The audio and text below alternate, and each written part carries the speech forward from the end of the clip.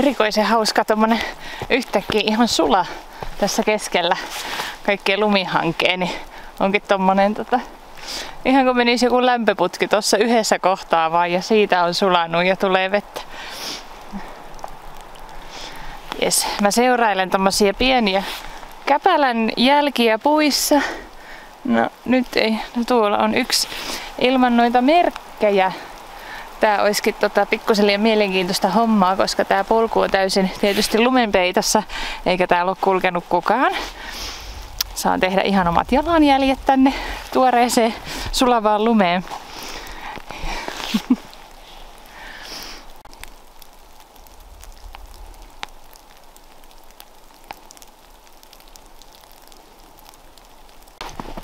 Sitten mä vielä mielenkiinnolla katselen näitä kaikkia eläinten jälkiä.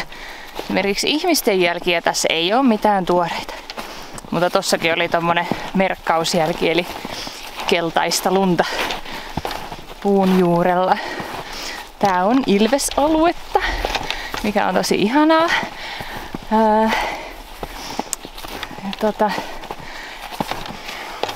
En ole koskaan tietoisesti, en muista onko nähnyt ilveksen jälkeä. Saatan olla niin, etten tiedä, että ne on ollut sitten just niinku siitä eläimestä, mutta hauska täällä on kaikenlaisia ja sitten tietysti vaan puusta pudonneita lumilaikkuja. Polku lähtee alaspäin.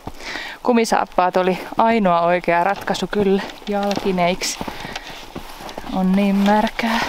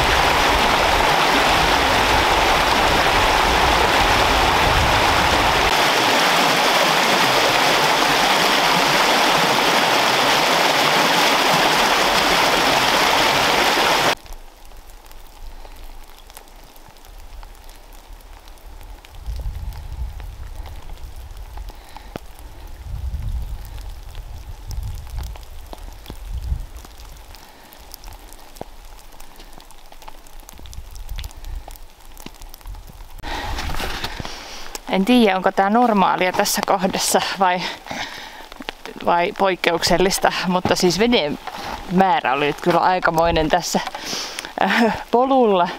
Noin merkit tuli suoraan läpi tuosta koivikosta, joka lainehtii tuolla veden alla. Niin oli ihan mielenkiintoinen ylityshomma. Tässä on nyt kulkenut joku muukin, niin mä saan tästä edellisen jalanjäljestä vähän osviittaa, että mihinkä hän on astunut, niin koitin vähän pysyä samoissa jäljissä. No niin, mutta tuohon suuntaan nyt mennään. Ylöspäin näyttää menevän nyt sitten reitti.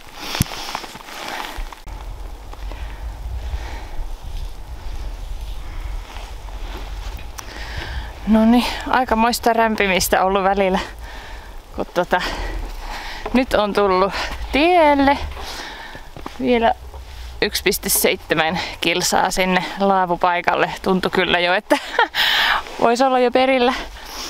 Mä oon aivan märkä yltä ja alta ja päältä ja joka paikasta. Hiestä märkä ja sateesta märkä. Menin yhdessä kohtaa vähän harhaan silloin, kun lähti joku semmonen polku, mikä ei ollut merkattu, niin, tai ei se ollut edes polku, että seurasin vaan jälkiä vähän, niin en hoksannut niitä puissa olevia tassun jälkiä ja kiipesin ihan turhan mäen ylös, rämmin oikein tosissani siellä leukaa myöten suurin piirtein. Mutta pari kertaa liukastuin polvilleni, kaaduin ja no eipä muuta ihmeempää. Tommosia kiveenkoloja täytyy varoa, kun on lunta satanut niin, ettei tiedä aina, että astuuko niinku kiinteälle vai onko siinä tyhjää alla. Niin. Mutta ei mitään, kaikki kunnossa. Tästä jatkuu hommat vielä sinne sitten.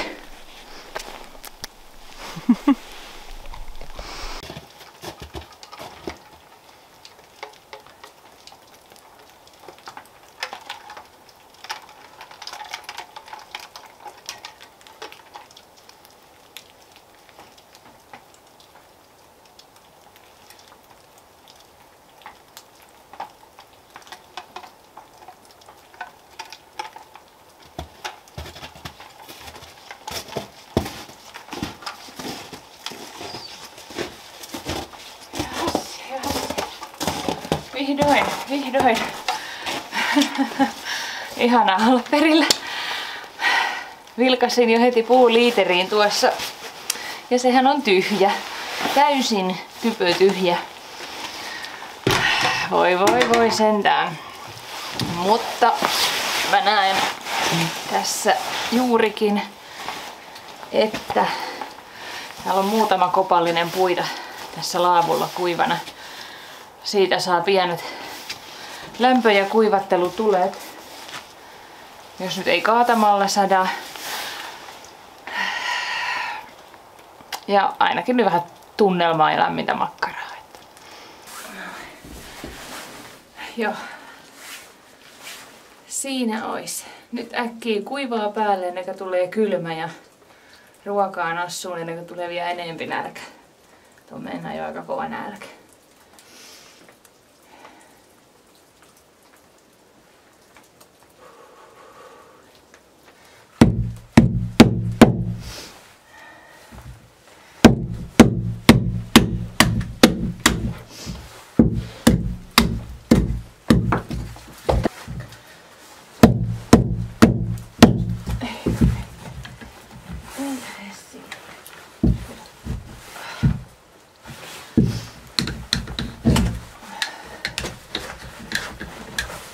Nyt jäi puukkoja.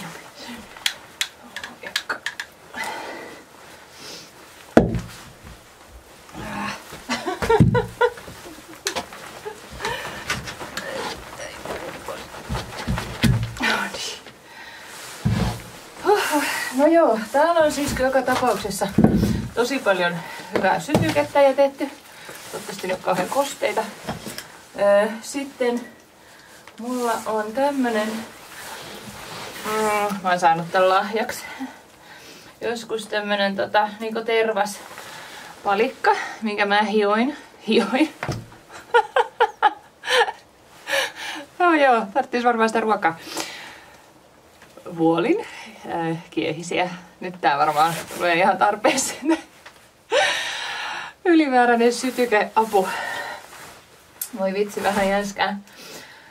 Mä kerron kohta, kun mä oon nyt saanut värkättyä jotain lämpöä tähän, että mitä kaikkea mä nyt tiedän, että seuraavalla sateisella, märällä retkellä niin teen ja en tee. Ja otan mukaan ja en ota mukaan. Jep.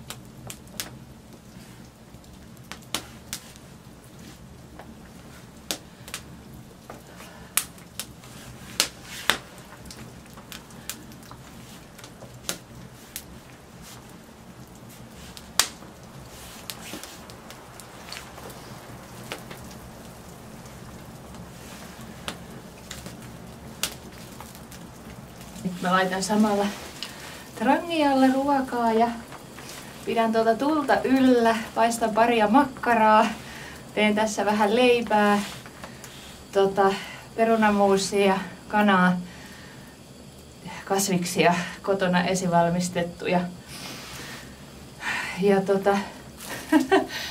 pimeä alkaa tulla, mä en yhtään nyt tiedä mitä kello on, varmaan lähenee 6, kun alkaa hämärtävyyn. Mä olin 4 aikaan suurin piirtein tässä. Ja yritän saada vähän samalla kuivatettua merinopaitaa ja pipoa ja tukkaa. Mä siis vasta tuossa matkalla tajusin, että ei tosiaan kannata taas antaa hiusten kastua, jos on vähän tämmönen pidempi tukka. Ei ole kiva mennä nukkuun meinaan sit märällä tukalla. Onneksi tässä tilanteessa tää karvotuksen laatu on tosi nopeasti kuivuvaa, eli noin niinku kuiva hiuslaatu kaiken kaikkiaan, niin siihen ei mene kauaa. Tää on aika kuiva jo, vähän täältä takaa märkä, täytyy mennä tuohon huljuttelemaan vielä tuohon nuotiolle. Makkarat tirskahtelee siellä. Mutta siis mulla ei ole mitään hätää tässä, mulla on ihan lämmin ja ainoastaan, että saa täältä.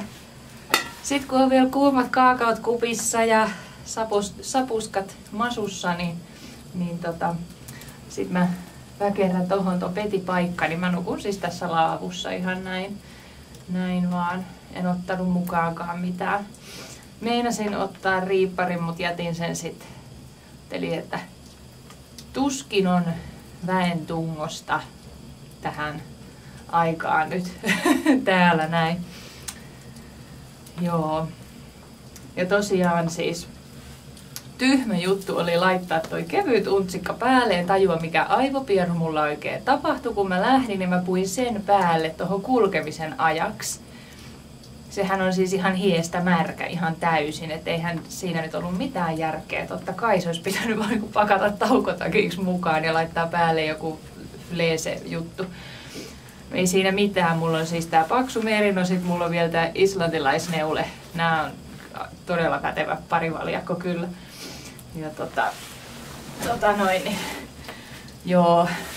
Ja vaihtopipo olisi tietysti ollut ihan fiksu.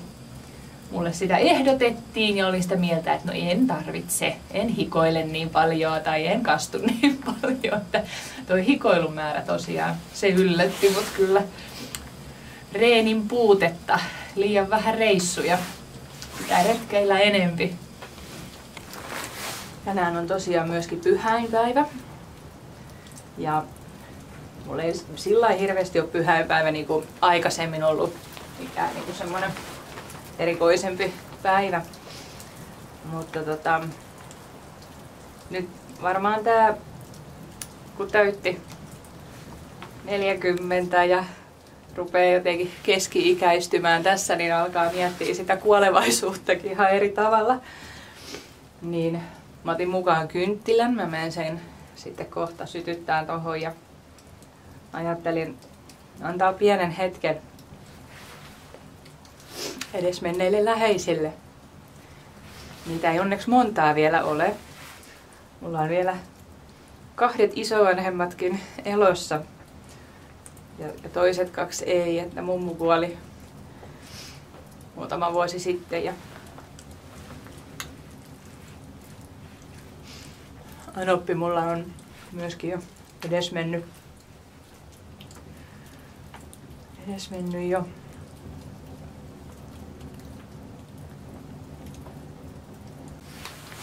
Mä oon myös ihan älyttömän herkkä. Mä ryhdyn kyynelehtiin hyvin helposti jo pelkistä herkkien asioiden ajattelusta, että siinä on yksi semmoinen luonteen piirre meikäläisessä.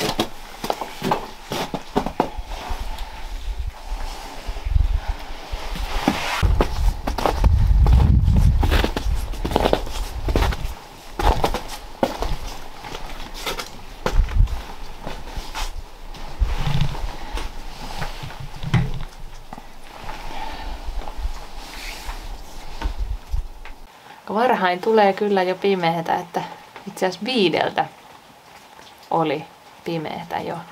Harmi kun on niin tommonen pilvinen nyt, että ei ole mitään tähtitaivasmahdollisuuksia.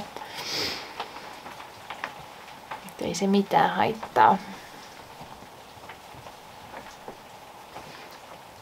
Jokaisesta meistä jää tänne vaan 1 jäljet. Ei ole väliä, että minkä kokoiset, isot vai pienet jäljet. Mutta jokainen jättää vaan 1 jäljet. Mä koitan itse muistaa sellainen, että ne olisi semmoiset hyvät jäljet, sellaiset jäljet, mitä kehtaisi sitten niille tuleville sukupolville mahdollisillekin jättää esille. Jotkut inspiroivat jäljet, innostavat jäljet, ehkä rohkaisevat jäljet, kannustavat jäljet erityisesti. Sellaiset, että jokainen aamu on aina uusi mahdollisuus avata uusia ovia. Ja jos se yksi ovi menee kiinni, niin huomaa katsoa siihen viereen, koska siitä useimmiten löytyy ovi, joka on auki. Kaikista niistä edesmenneistä läheisistä ja tuntemattomista ihmisistä on jäänyt tänne meille jäljet ihmeteltäviksi. Ja jokaisen elämä on kuitenkin niin laulun, runon kuin näytelmän ja kirjankin arvoinen. Ettei vaan julkisten.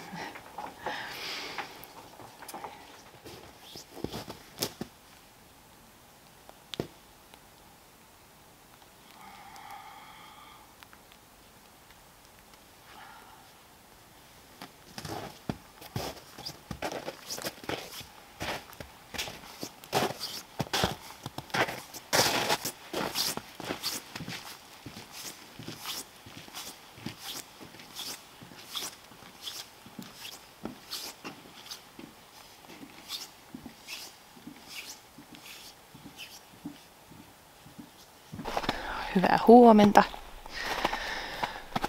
Mä taisin eilen illalla katsoa johonkin väärään liiteriin, mikä oli tuolla huussin takana. Tossa meillä oli nyt kyltti, että puuliiteri on 100 metriä tänne päin. Mäpäs käynyt katsomassa, että olisiko täällä sittenkin halkoja hakattavaksi. Ihana rauhallinen aamu ja usva tuossa järvellä ja yö meni sillä peruspätkissä niin kuin aina, että tosi monessa osassa heräsin ja nukahdin. Mutta ei ollut mitään ongelmaa varsinaisesti muuta kuin, että aina vähän selkää ottaa toi tommonen vähän kovempi alusta, että täytyy käännellä kylkeä sit ja asentoa vaihella silleen vähän väliksi. Katsotaan nyt. Täällä on nyt kyllä. No niin, no eihän täältä mitkään puut ole lopussa. No ei. On näitä ihan hyvin käytetty. En tiedä mikähän se toinen liiteri siinä sitten oli. Mutta no niin, tästähän saa ihan hyvä aamujumpa. Täällä on tämmönen halkovehje. Ei oo kirves hommia. No niin.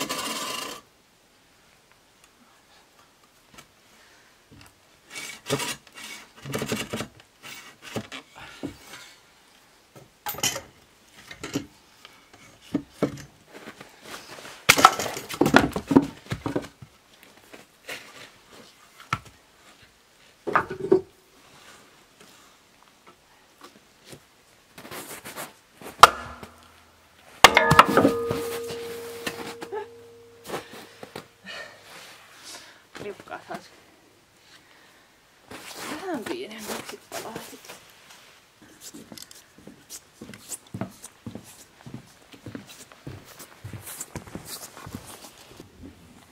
Alkaa taivas vähän kirkastua.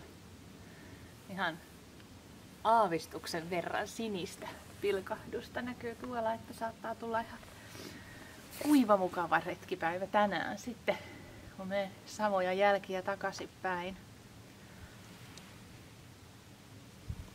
Mä en käyttänyt niitä puita itse, mä vaan pistin ne tuohon valmiiksi seuraaville. Että on sit kiva tulla vaikka vesisateessa tänne, niin on puita valmiina. Matka jatkuu. Ja hei, jos et ole vielä tosiaan tilannut kanavaa, niin kiitos kun teet sen nyt. Mulla on meinaan toive, että mä saisin sen 1000 tilaajaa täyteen tässä nyt vielä. Vaikka sitten synttärilahjaksi itselleni. Joo. Rinkka tuntuu tosi paljon kevyemmältä nyt, kun lähes kaikki vedet on käytetty. Mulla oli noin 5 litraa vettä mukana ja siitä on jäljellä enää toi, mikä on nyt matkaa varten. Että kyllä se ihminen aika paljon sitä vettä vuorokauteen tarvii kaikkineen juomissineen ja syömissineen päivineen.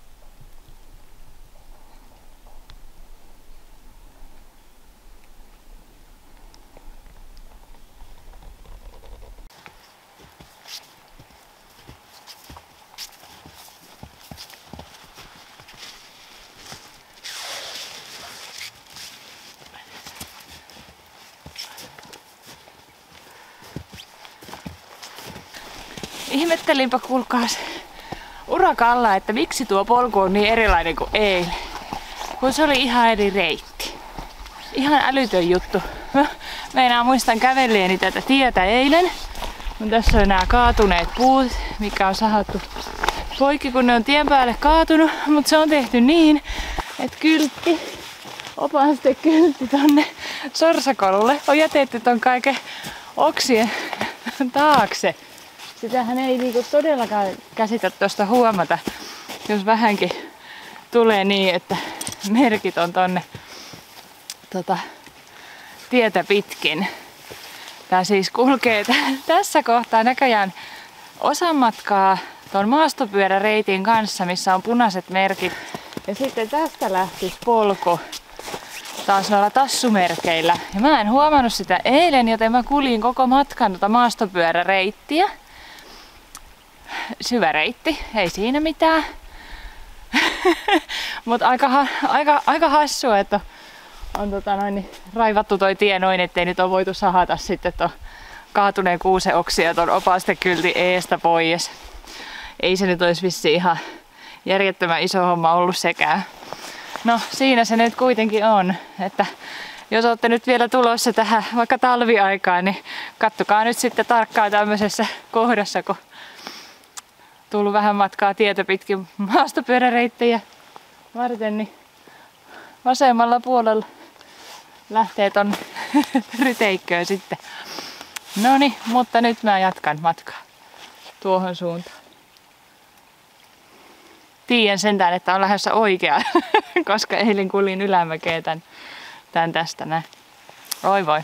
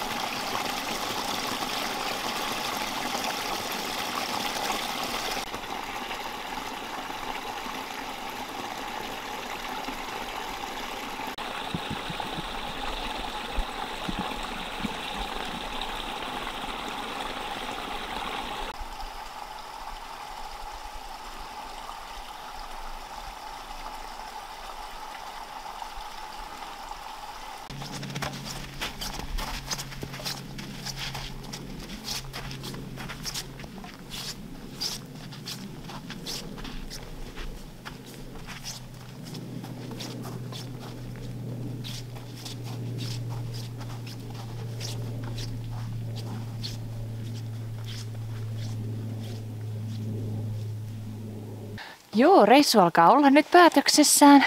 Parkkipaikka löytyy jo tuosta kivenheiton päästä. Kiitos tosi paljon, kun jaksoit katsoa videon loppuun asti. Instagramista löytyy myös Virvan tuleet. Tervetuloa myöskin sinne seurailemaan mun touhuja. Pakko ei siis tietenkään ole. Mutta mä toivotan teille tosi hyvää loppuvuotta, talvea, kaikkia ihania retkihetkiä ja nähdään taas seuraavien videoiden parissa. Moi moi!